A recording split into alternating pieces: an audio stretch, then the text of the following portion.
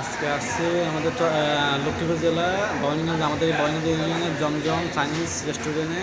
এটা আমার মামার দোকান, ও নতুন করে উদ্বোধন করছে। দোকানে যাবতীয় সব কিছু খাওয়া যায়। এটা হচ্ছে রেস্টুরেন্ট, অনেক বিএপি রেস্টুরেন্ট, এখানে সব কিছু খাওয়া যায়।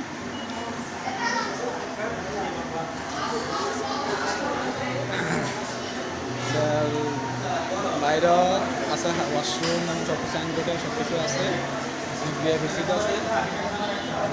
এটার বাইরেও বসা যায় এখানে,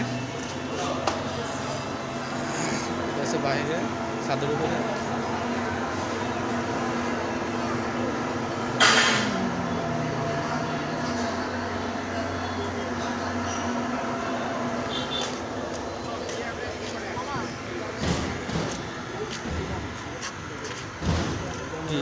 এটা আলাদা, শুধু চিকেনটা আলাদা।